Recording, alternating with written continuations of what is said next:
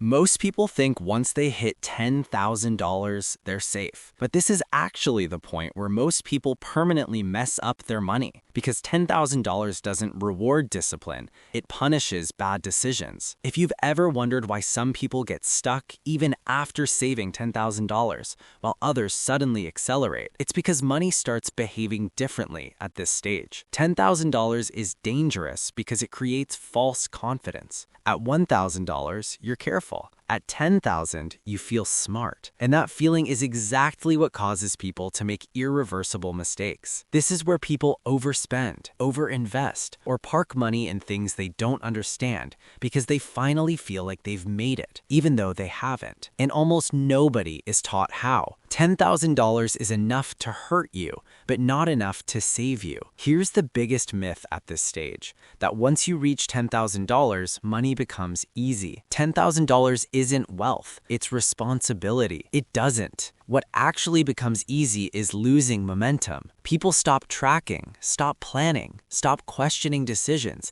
because the number feels big. But in reality, it's still fragile. The real shift at $10,000 isn't the amount of money, it's the type of system you need. At $1,000, you need a saving system. At $10,000, you need a decision system. A decision system answers 3 questions before every move. 1. Where does this money live? 2. What is it allowed to do? 3. What is it never allowed to do? People who grow past $10,000 protect it. People who stay stuck expose it. Someone without a system asks, what should I do with this money? Someone with a system asks, does this decision fit my rules? That difference decides whether $10,000 becomes a dead end or the foundation for everything after. This is why the first $10,000 changes how money behaves, not because it's a lot, but because it exposes how you think about money. And if you get this stage right, the next stages become much easier.